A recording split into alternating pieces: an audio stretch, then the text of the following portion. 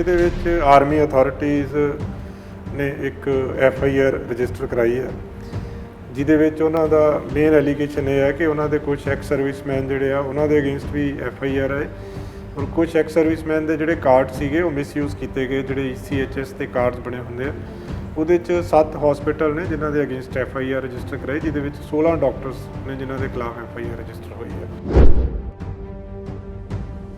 Sir till investigation arrest stay करती नहीं, sir कोई देखो कोई कभी भी क्रिमिनल केस ਦੇ ਵਿੱਚ ਇਨਵੈਸਟੀਗੇਸ਼ਨ ਦੇ ਵਿੱਚ ਅਰੈਸਟ ਸਟੇ ਨਹੀਂ ਹੁੰਦੀ। ਕ੍ਰਿਮੀਨਲ ਇਨਵੈਸਟੀਗੇਸ਼ਨ ਦੇ ਵਿੱਚ ਜਿਹੜਾ ਰੂਲ ਹੁੰਦਾ ਹੈ ਦੈਟ ਇਜ਼ ਕਿ ਜਦੋਂ ਵੀ ਕਿਸੇ ਦੇ ਅਗੇਂਸਟ ਇਦਾਂ ਦਾ ਐਵੀਡੈਂਸ ਰਿਕਾਰਡ ਦੇ ਉੱਤੇ ਆ ਜਾਵੇ ਹੀ ਔਰ she should be immediately arrested. D4U news देख रहे तमाम दोस्तों को दीपक भंडारी का नमस्कार। आज हम पहुंचे हैं अमृतसर के police commissioner doctor Sukhchain Singh Gill के पास। आपको याद होगा एक दिन पहले एक बड़ा ही हाई प्रोफाइल मामला जो है अमृतसर में सामने आया है, जिसमें 25 लोगों पर मामला दर्ज किया गया है, 420 धारा लगाई गई है और भी 4-5 धारा जो लगाई गई हैं। इसमें 16 डॉक्टर हैं और 9 दूसरे लोग हैं। इन पर यह चार्ज है कि ECHS स्कीम जो कि ex serviceman contributory health scheme के तहत जो घपला हुआ है उनमें ये दोषी हैं। जो ब्रिगेडियर हैं MD उपाध्याय, उनकी शिकायत पर मामला दर्ज हुआ है। हम बात करते हैं police commissioner doctor Sukhchain Singh Gill के साथ भी आखिरकार ये मामला क्या है और ये इसकी जांच क्या है और क्या क्या किसी की गिरफ्तारी हुई है नहीं। सत श्री अकाल डॉक्टर साहब।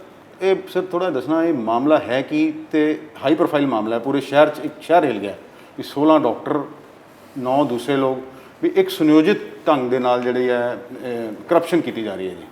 नहीं, ਇਹਦੇ ਵਿੱਚ ਆਰਮੀ ਅਥਾਰਟੀਜ਼ ਨੇ ਇੱਕ FIR ਰਜਿਸਟਰ ਕਰਾਈ ਹੈ, ਜਿਹਦੇ ਵਿੱਚ ਉਹਨਾਂ ਦਾ ਮੇਨ ਐਲੀਗੇਸ਼ਨ ਇਹ ਹੈ ਕਿ ਉਹਨਾਂ ਦੇ ਕੁਝ ਐਕਸ ਸਰਵਿਸਮੈਨ ਜਿਹੜੇ ਆ ਉਹਨਾਂ ਦੇ ਅਗੇਂਸਟ ਵੀ FIR ਹੈ ਔਰ ਕੁਝ ਐਕਸ ਸਰਵਿਸਮੈਨ ਦੇ ਜਿਹੜੇ ਕਾਰਡ ਸੀਗੇ ਉਹ ਮਿਸਯੂਜ਼ ਕੀਤੇ ਗਏ। ਜਿਹੜੇ ECHS ਤੇ ਕਾਰਡਸ ਬਣੇ ਹੁੰਦੇ ਆ, ਉਹਦੇ 'ਚ 7 ਹਸਪੀਟਲ ਨੇ ਜਿਨ੍ਹਾਂ ਦੇ ਅਗੇਂਸਟ FIR ਰਜਿਸਟਰ ਕਰਾਈ, ਜਿਹਦੇ ਵਿੱਚ 16 ਡਾਕਟਰਸ ਨੇ ਜਿਨ੍ਹਾਂ ਦੇ ਖਿਲਾਫ FIR ਰਜਿਸਟਰ ਹੋਈ ਹੈ।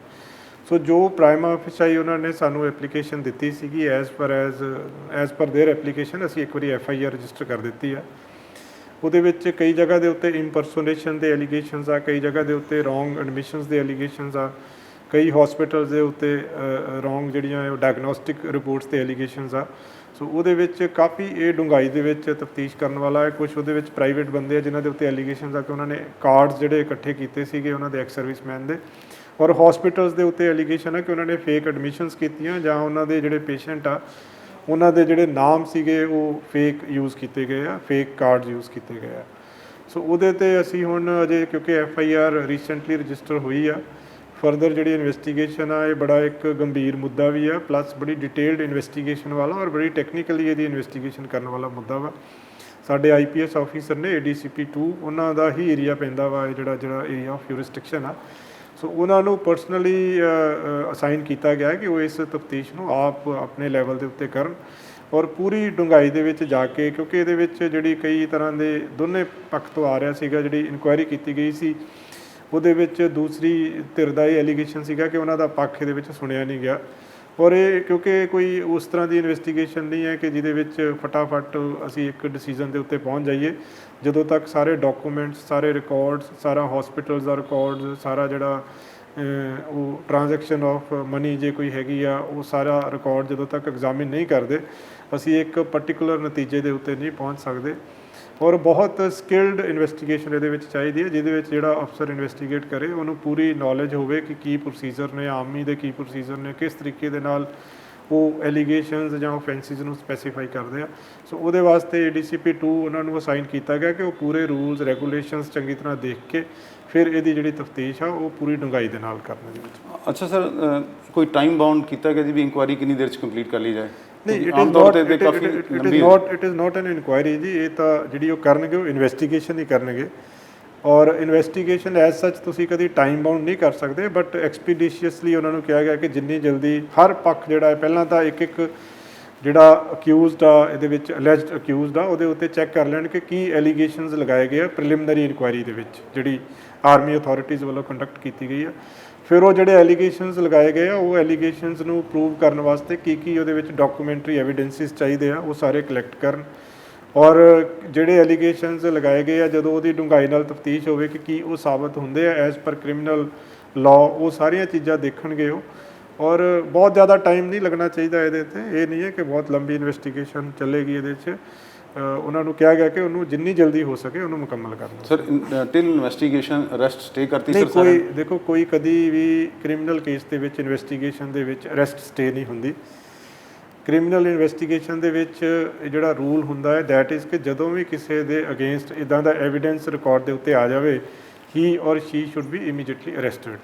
ਸੋ ਇਸ ਕੇਸ ਦੇ ਵਿੱਚ ਵੀ ਜਦੋਂ ਉਹ ਆਪਣੀ ਇਨਵੈਸਟੀਗੇਸ਼ਨ ਆਰੰਭ ਕਰਨਗੇ, ਜੇ ਉਹਨਾਂ ਨੂੰ ਲੱਗਦਾ ਹੈ ਕਿ ਕਿਸੇ ਦੇ ਖਿਲਾਫ ਇਦਾਂ ਦਾ ਐਵੀਡੈਂਸ ਫਾਈਲ ਦੇ ਉੱਤੇ ਹੈਗਾ ਹੈ ਕਿ ਉਹਦੀ ਜਿਹੜੀ ਅਰੈਸਟ ਹੈ ਜ਼ਰੂਰੀ ਆ ਜਾਂ ਉਹਦੀ ਕਸਟੋਡੀਅਲ ਇੰਟਰੋਗੇਸ਼ਨ ਜ਼ਰੂਰੀ ਆ, ਤਾਂ ਉਹਦੇ ਵਿੱਚ ਉਹ ਅਰੈਸਟ ਕਰਨਗੇ। ਕੋਈ ਐਸਾ ਰੂਲ ਨਹੀਂ ਹੁੰਦਾ ਕਿ till the investigation is going on ਜਾਂ ਜਦੋਂ ਤੱਕ ਉਹ ਵੈਰੀਫਾਈ ਕਰ ਰਹੇ ਆ ਉਹ ਅਰੈਸਟ ਜਿਹੜੀ ਕੋਈ ਸਟੇ ਵਾਲਾ ਕੋਈ ਐਸਾ ਰੂਲ ਨਹੀਂ ਹੁੰਦਾ। It is upon the investigating officer, ਜਿਸ ਤਰ੍ਹਾਂ ਮੈਂ ਦੱਸਿਆ ADCP 2 ਜੇ ਇਨਵੈਸਟੀਗੇਟ ਕਰਨਗੇ, it is you can say as per his as per the evidence ਜਿਹੜਾ ਫਾਈਲ ਦੇ ਉੱਤੇ ਹੈਗਾ ਵਾ, ਉਸ ਤਰੀਕੇ ਦੇ ਨਾਲ ਹੀ ਉਹਨਾਂ ਨੇ ਅਗਲਾ ਸਟੈਪ ਲੈਣਾ ਹੈ। ਅੱਛਾ ਸਰ, ਆਰਮੀ ਨੇ ਡਾਕਟਰਸ ਦੇ ਉੱਪਰ ਤੇ ਦੂਸਰੇ ਕੁਝ 9 ਸੂਬੇਦਾਰ ਜਾਂ ਛੋਟੇ ਰੈਂਕ ਦੇ ਲੋਕਾਂ ਤੇ ਪਰਚਾ ਦਰਜ ਕਰਨ ਨੂੰ ਕਹਿ ਦਿੱਤਾ ਜੀ, ਮਾਮਲਾ ਦਰਜ ਵੀ ਹੋ ਗਿਆ।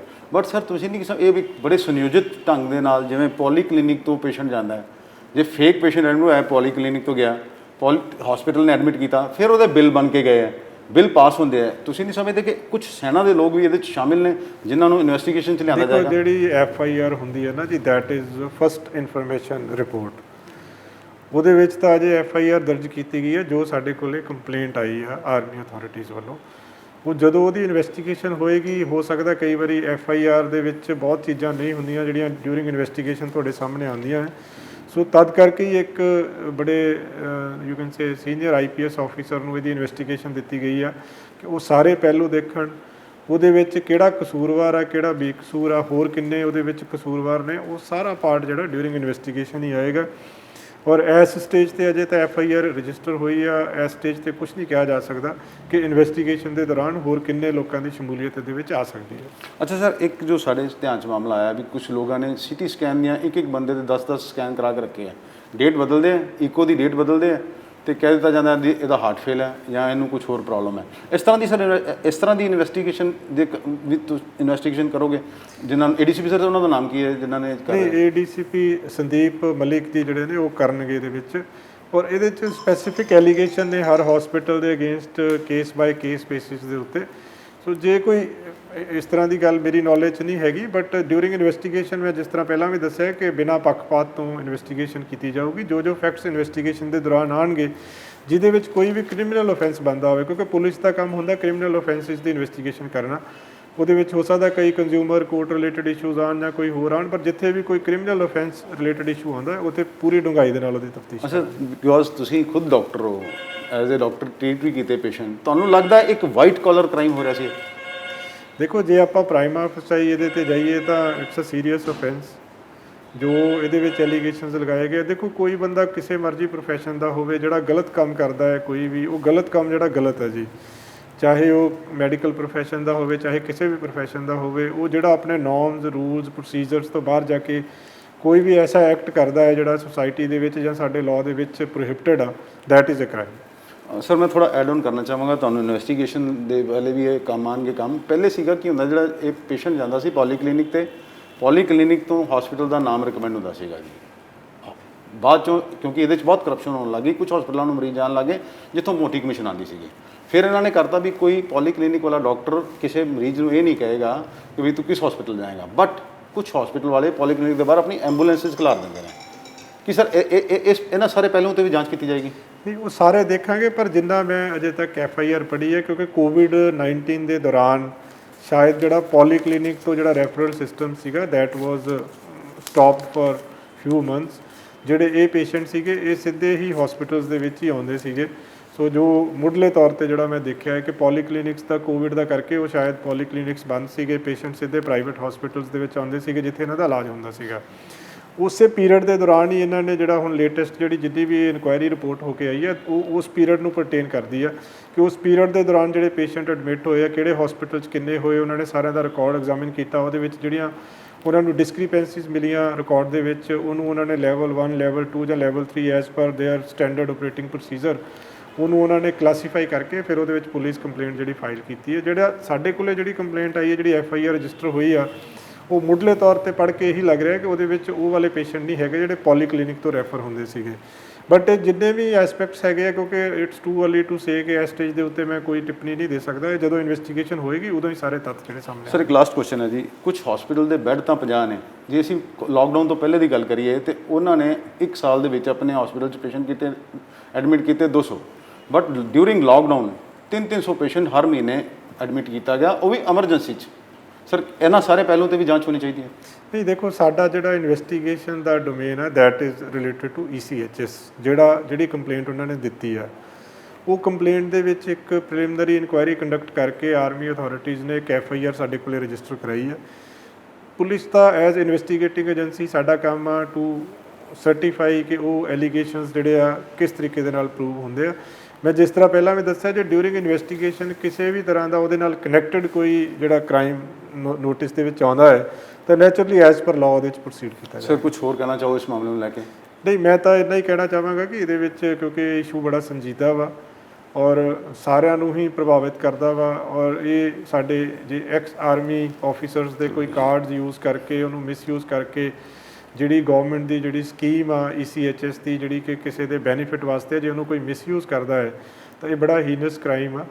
ਔਰ ਇਸੇ ਕਰਕੇ ਹੀ ਇਹਦੀ ਸੰਜੀਦਗੀ ਨੂੰ ਸਮਝਦੇ ਹੋਏ ਇਹਦੀ ਜਿਹੜੀ ਇਨਵੈਸਟੀਗੇਸ਼ਨ ਆ ਉਹ ਇੱਕ IPS ਆਫੀਸਰ ਨੂੰ ਦਿੱਤੀ ਗਈ ਹੈ, ਸੋ ਦੈਟ ਇਹਨੂੰ ਕੋਈ ਇਨਫਲੂਐਂਸ ਨਾ ਕਰ ਸਕੇ ਔਰ ਇਹਦੇ ਵਿੱਚ ਫੇਅਰ ਤੇ ਇੰਪਾਰਸ਼ੀਅਲ ਇਨਵੈਸਟੀਗੇਸ਼ਨ ਹੋਵੇ। ਔਰ ਮੈਂ ਸਿਰਫ ਇਹ ਅਸ਼ੋਰੈਂਸ ਦੇਣਾ ਚਾਹੁੰਦਾ ਕਿ ਇਸ ਪੂਰੀ ਇਨਵੈਸਟੀਗੇਸ਼ਨ ਦੇ ਵਿੱਚ ਚਾਹੇ ਉਹ ਜਿਹੜੇ ਪੇਸ਼ੈਂਟ ਸੀ, ਚਾਹੇ ਉਹ ਵਿਕਟਿਮ ਸੀ, ਚਾਹੇ ਉਹ ਆਰਮੀ ਅਥਾਰਟੀਜ਼ ਆਪਾਂ ਲੈ ਲਈਏ, ਈਵਨ ਜਿਹੜੇ ਮੈਡੀਕਲ ਫੀਲਡ ਦੇ ਵੀ ਜਿਹੜੇ ਲੋਕ ਹੈਗੇ, ਇਹਦੇ ਵਿੱਚ ਕਿਸੇ ਨਾਲ ਇਨਜਸਟਿਸ ਨਹੀਂ ਹੋਏਗਾ। ਵੀ ਵਿਲ ਇੰਸ਼ੋਰ ਕਿ ਹਰ ਇੱਕ ਦੇ ਨਾਲ ਜਸਟਿਸ ਹੋਵੇ ਇਹਦੇ ਵਿੱਚ। धन्यवाद सर ने गल करने। ये थे police commissioner doctor Sukhchain Singh Gill, जिन्होंने बताया कि मामला काफ़ी संगीन है। 16 डॉक्टर और 9 लोग दूसरे भी इन्वॉल्व हैं। किस तरह ये मामले, किस तरह मरीजों को देखते थे, किस तरह उनकी एडमिशन होती थी, इसकी जांच है ADCP 2 संदीप मलिक IPS अधिकारी हैं, उनको सौंप दी गई है। और पूरी इन्वेस्टिगेशन जो फेयर होगी, किसी के साथ पक्षपात नहीं किया जाएगा। इन्होंने ये भी कहा है कि जो दोषी होंगे, जो ECHS के तहत सरकारी स्कीम का गलत इस्तेमाल कर रहे हैं, उनके खिलाफ कड़ी कार्रवाई की जाएगी। अमृतसर से D4 न्यूज़ के लिए दीपक भंडारी की खास रिपोर्ट।